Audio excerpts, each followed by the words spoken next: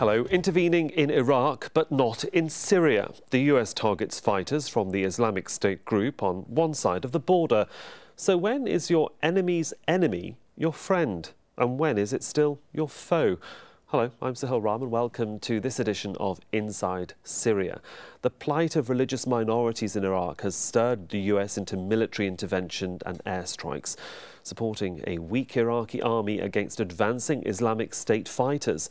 But across the border in Syria, it's a very different story. Nearly 3.5 years into that conflict, and with at least 170,000 people killed, the international community has been reluctant to fully engage.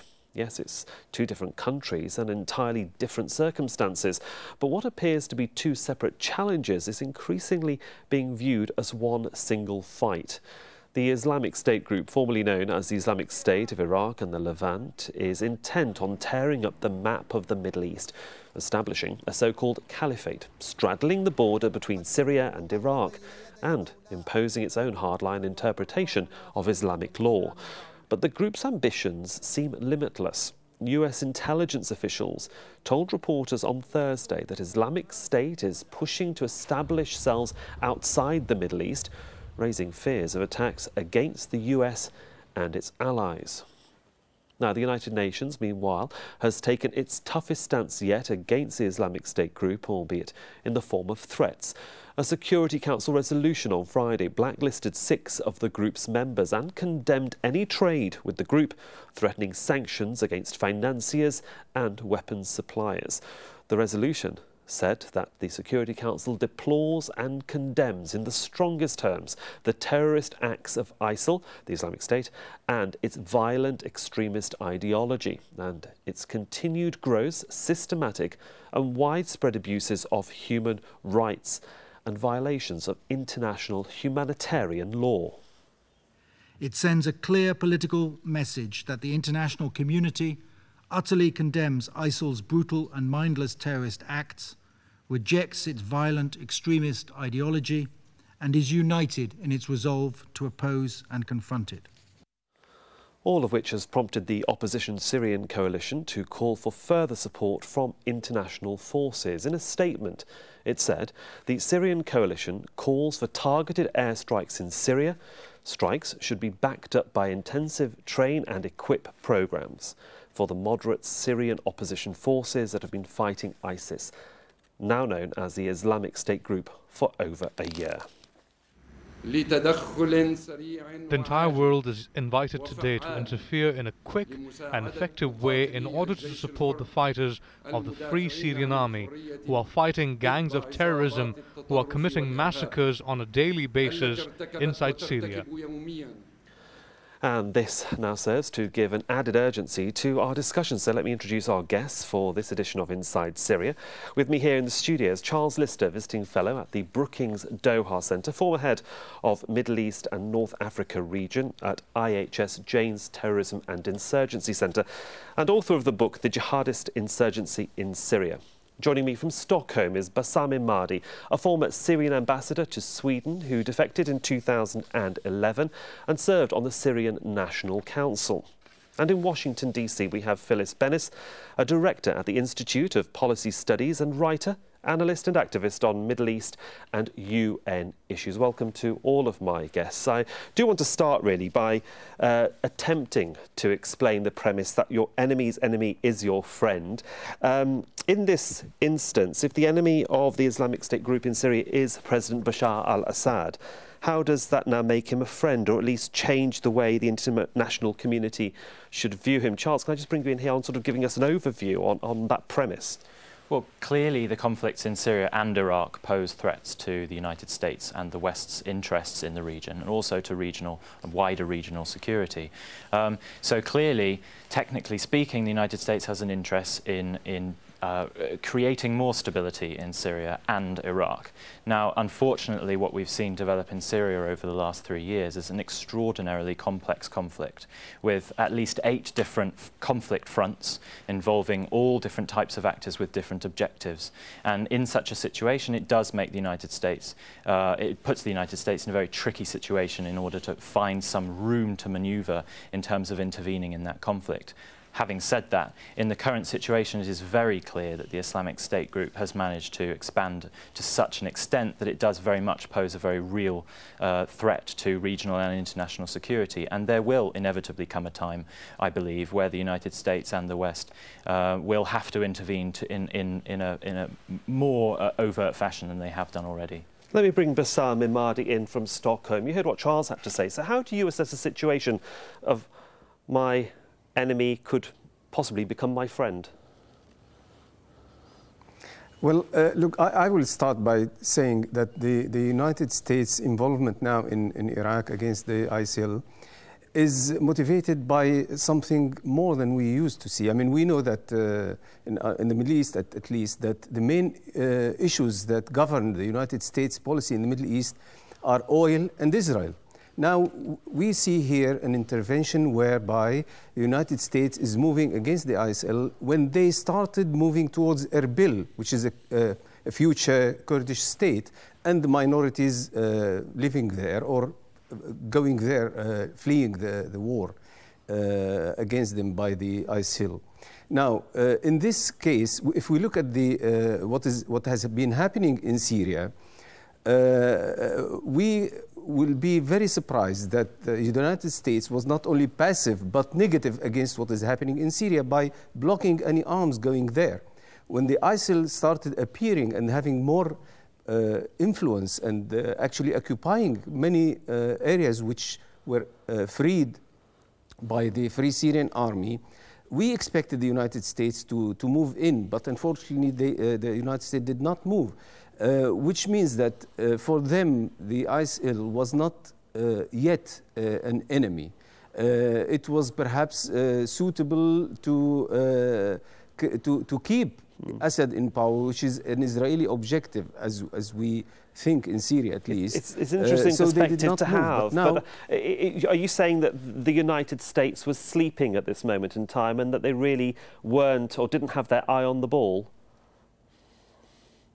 Well, exactly. I think there was a kind of miscalculation by the people who are making decisions, either in the White House or in the Pentagon or in the CIA, that ISIL was not that danger, and that's why they let it grow in Syria. And I think that was a miscalculation, because now ISIL has become much bigger than any of us expected. Okay. Now they control a big piece of land, and they are very influential. And by the way, there is one thing that people may not know very well, that the Syrians and the Iraqis have joined ISIL much more than they did before, only because they have noticed that this faction is very effective in ending the dictatorial and the aggressive behavior of Assad and also of Maliki. And this is one thing that the United States is not taking into consideration as we think. OK, well, let me bring in Phyllis Bennis, because Phyllis, halfway through that, you were shaking your head in disagreement, I think, with Mr. Imadi, and then you were shaking or nodding your head in agreement. So can you just clarify why you were nodding and shaking?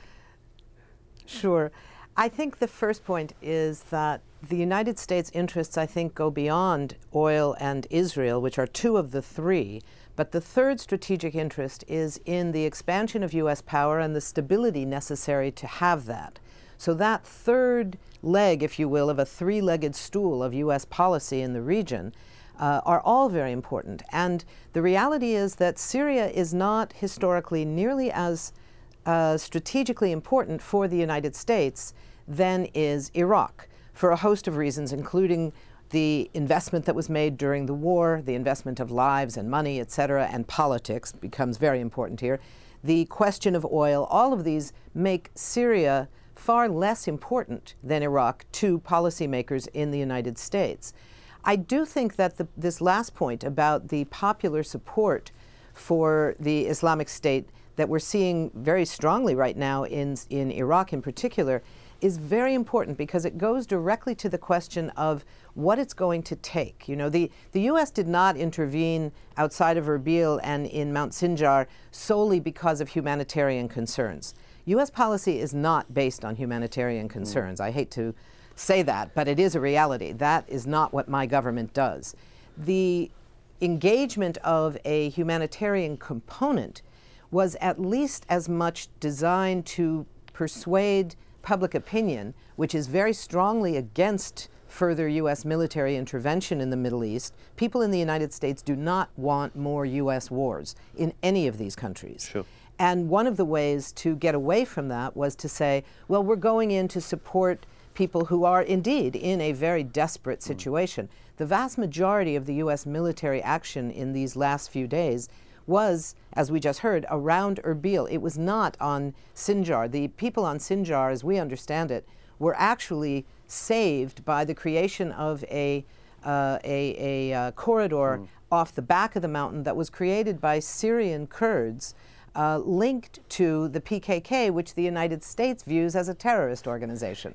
So this question of who's responsible for what, who's a friend, who's an enemy, the U.S. doesn't have friends. Sure. It has interests. Well, it's a very complicated, complex scenario for our international viewers, so we'll try and unthread it, unfold it. Charles, you know, the U.S. doesn't want to get involved in any more conflicts, as Phyllis just said there. But at what stage do they listen to the Syrian Coalition, who are now calling for limited airstrikes, because that's fraught with diplomatic problems if the Americans take a step forward, because you have China, Russia, the United Nations Security Council really on their back as to why they may even consider it. Absolutely, and I think, as we've already discussed and all of the guests have mentioned, there are a number of different layers and aspects to the decision-making process within all different actors involved in the conflict in Syria and Iraq. And it is the case that China and Russia have so far vetoed and prevented much of the action. How important are their roles in this negotiation, even if it is behind scenes? I mean, about what America can do, what Russia can do, what China can do, because they are all concerned about Islamic extremism, whether it's ISIL or not, in their own respective areas. Well, absolutely. And I mean, I can't speak towards what exactly is being said within Beijing and Moscow, but I think what can be certainly said is that if the onus of the threat is now switching towards, well, what does the Islamic State represent internationally in terms of security interests, then China and Russia both have an interest in preventing this group from continuing to expand. It is very well known that, for example, that there are a large number of Chechen and other Russian-speaking militants, both within Jabhat al-Nusra, the al-Qaeda affiliate active in Syria, but also within the Islamic State. And many of those militants have pointed publicly towards themselves individually having interests in overthrowing the government in Moscow. And likewise in China, the East Turkestan Islamic movement, which is a separatist jihadist movement in China, in the Xinjiang region, has equally created a wing in Syria. And so clearly both of these states, despite the fact that they have vetoed the potential for the United States to carry out some kind of interventionary action in Syria, they do actually have an interest in combating this new threat. Indeed, and we'll talk about the American involvement specifically a little bit later in the programme. Can I come back to Bassam Imadi? Is it now time, in some shape or form, for the United States, and you might say Western governments, to start talking to Bashar al-Assad? Because it's a two-pronged attack, is it not? You know, this is the point. Actually, it's a little bit too late even for the West to be involved. Would he talk to them? Let me say this. Would Bashar al-Assad talk to the West? Well, he wishes to be able to talk to the West, but I think it would be a big mistake for the West to talk with him. Why? Because if you want to fight ISIL, it will not be by bombardment. First, you have to destroy the environment in which they live and grow now. And the environment is growing.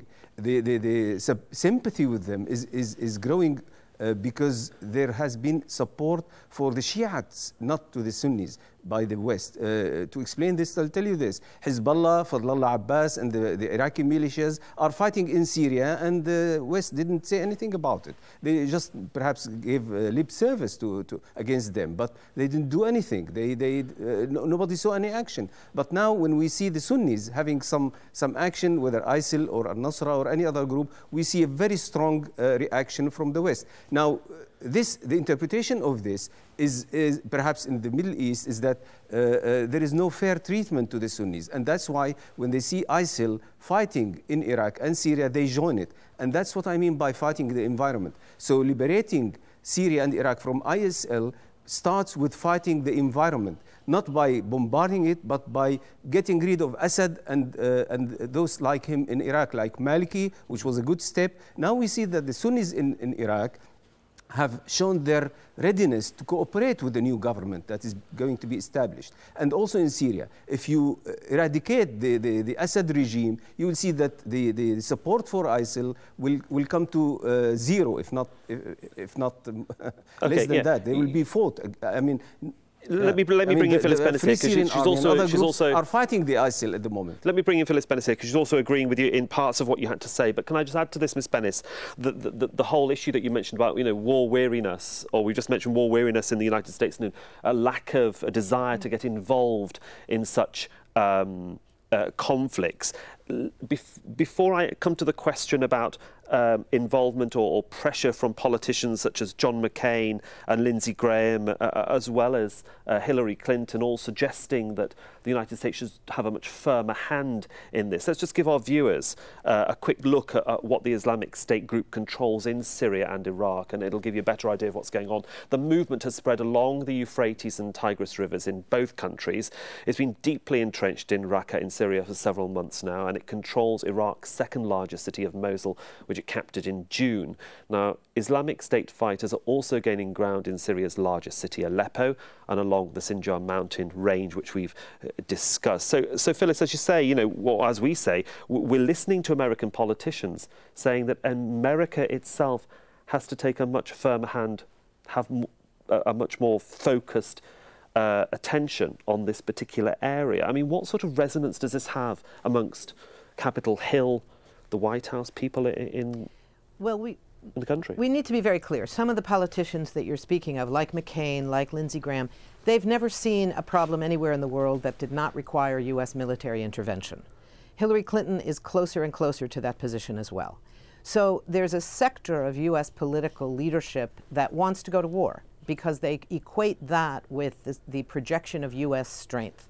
Now, we can look at what happened in Libya and see what happens when the U.S. goes in ostensibly on a, quote, very limited mission, right? We're not going to have mission creep until we do, until suddenly the humanitarian mission, the mission to prevent genocide, the same language that we were hearing about Iraq, turns into a direct effort towards regime change. And look at Libya today. It's a disaster with militias fighting each other, complete collapse of the central government.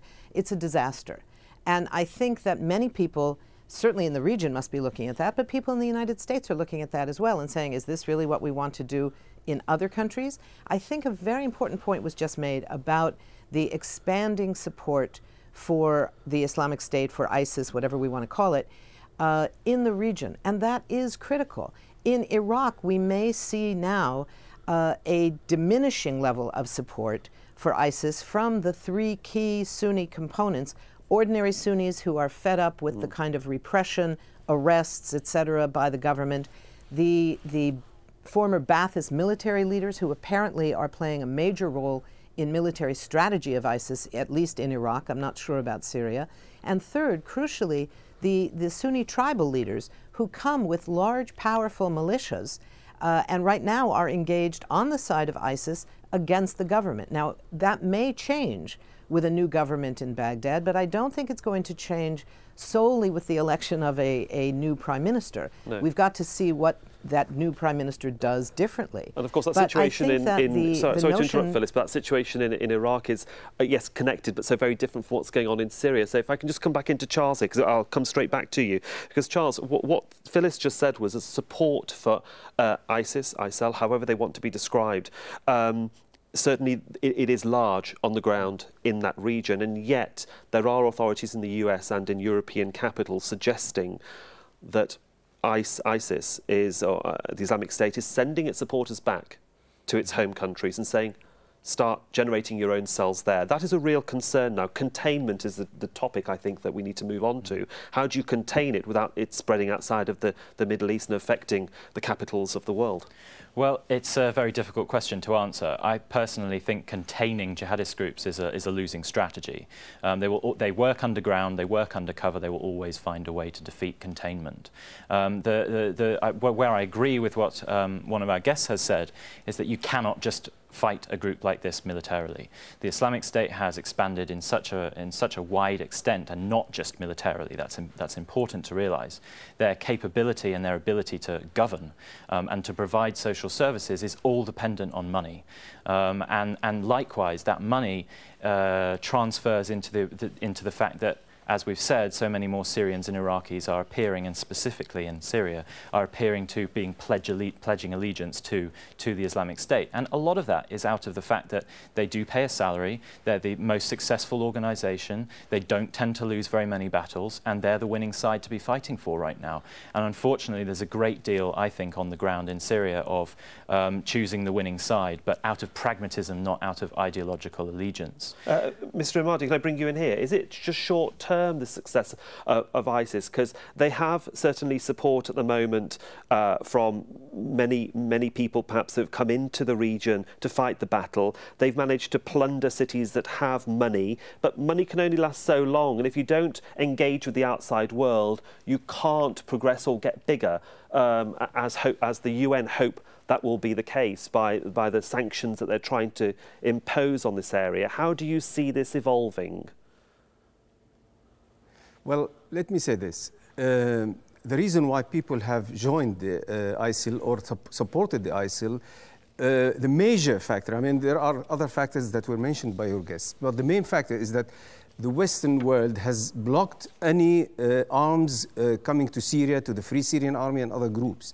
And that's why there was only one way to fight this regime, is by joining a faction that has been able to bring arms and to have money and financial ability to give perhaps salaries, and also to be able to buy arms without the need of outside power.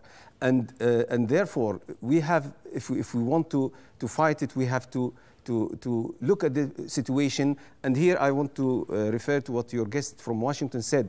We don't want an intervention, direct invasion from the United States. It may be enough to let arms come to the Syrian moderate opposition. It's enough perhaps to train them, to help them, not necessarily a direct invasion.